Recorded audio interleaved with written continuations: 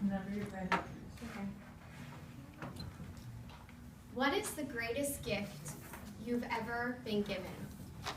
Think about that for a moment. What if you had never opened that gift or accepted it in the first place? Tonight I'm going to tell you about an even greater gift, the greatest gift that anyone could ever give. In fact, tonight you could even receive it for yourself. I have received this gift for myself, and it's changed my entire life, past, present, and future. It is so great that I can't keep it to myself, and I've personally given it to many other people. This gift is from God. He gave it to us by sending his only son, Jesus, to earth to die for us on the cross. So, what is this gift?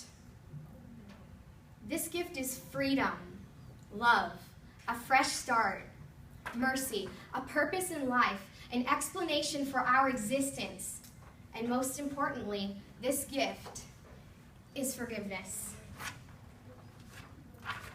So why do we need this gift of forgiveness? Maybe you're thinking, that's great for you, Hannah, but I don't need this forgiveness you're talking about. Well, according to Romans 3:23 in the Bible, it says, all have sinned and fall short of the glory of God, which is unfortunate because God demands perfection in order to get to heaven.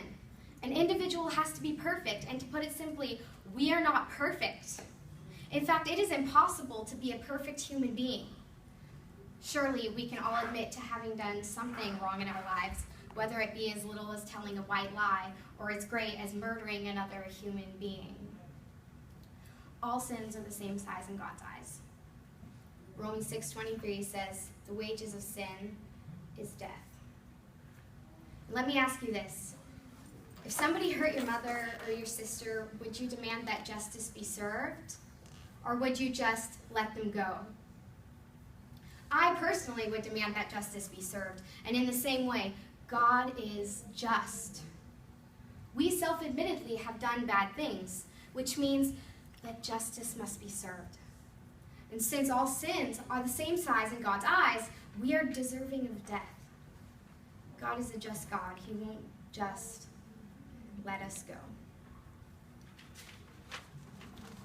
However, the same God that is just is equally full of love. Jesus offers forgiveness, the greatest gift, through his death. This is a solution to our problem. God demonstrated his own love for us, and that while we were still sinners, Christ died for us. And God gave us free will. In the words of author and Saddleback Church senior pastor Rick Warren, he says, you are as close to God as you choose to be. We don't have to love him back, but yet he still loves us while we were still sinners. If we don't love God, he'll still love us. If we hate him, he'll still love us. If we think the belief of God is stupid, if we make fun of him, if we deny the very existence of God, he still loves us. In the words of Joyce Meyer, a lady who has received the greatest gift, she says, God's love for me is perfect because it's based on him, not on me. So even when I failed, he kept loving me. And in the words of Billy Graham, a man who has received the greatest gift, he says, God proved his love on the cross. When Christ hung and bled and died, it was God saying to the world, I love you. He loves us this much. And he is so in love and infatuated with us that while we are still sinning, he says, I will die for you right now. I love you so much. And he did. He died. Because of how much he loves us, he died. He didn't want us to experience hell or death, so he died for us. He loved us so much that he died.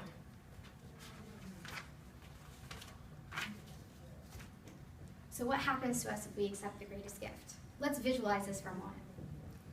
God is now offering us the greatest gift, the gift of forgiveness. God isn't hateful. God is full of love. He sees that it is impossible for us to get into heaven because we can't ever be perfect. But if we accept God's gift of forgiveness, we are made clean. We then have a fresh start, and we are made perfect through Jesus Christ. Hebrews 10:14 says that with one sacrifice, Christ made his people perfect forever. And that is the greatest gift we've ever been given. That Jesus would die for us so that we wouldn't have to experience death. In the words of Rick Warren, with his arms outstretched, nailed to the cross, Jesus was saying, "This is how valuable you are to me. I love you this much. I'd rather die than live without you. You are priceless." But death is not the end of the story. You see, there was a prophecy that the Son of God would come to earth and die for us, but that he would rise again, conquer death, and come back to life. Light is greater than darkness. There were many fakers and false prophets, but none of them fulfilled the prophecy. They all died and never came back to life. Jesus Christ was the first to die and rise again, and since then, no one else has done it. He was the first and the last. He is the only one. Jesus Christ is the Son of God. He fulfilled the prophecy. He gave us the gift of life by giving up his life and coming back to life. So how do we accept the greatest gift ever given? Well, God gave us a choice. We can take action. So I'm telling each of you in this classroom right now, it's up to you to choose. We all have our own journey. You have been offered the greatest gift ever. So are you going to open this gift? Are you going to accept it? Earlier I said that you would be able to receive this gift tonight. So for those of you in this room who are ready, I'm going to go ahead and tell you how you can get it. Here's how we are able to receive the greatest gift ever given. A, admit that you are not perfect. You must be sorry and turn away from doing bad things. B, believe that Jesus is God's Son and that God sent Jesus to pay the penalty for the bad things that you have done. And C, confess your faith in Jesus Christ as your Savior and your Lord. So, whom do we admit and confess to? Well, we go directly to Jesus Christ in prayer. There is no special words or any way we have to pray. We don't have to fold our hands, close our eyes, use these and thous, or be in a certain place. In fact, we can be in our homes, in the car, or even in the shower. It doesn't matter. God is always there for us. He wants to hear our prayers and respond to them. So, the greatest gift ever given is being offered to us right now. Think about that for a moment.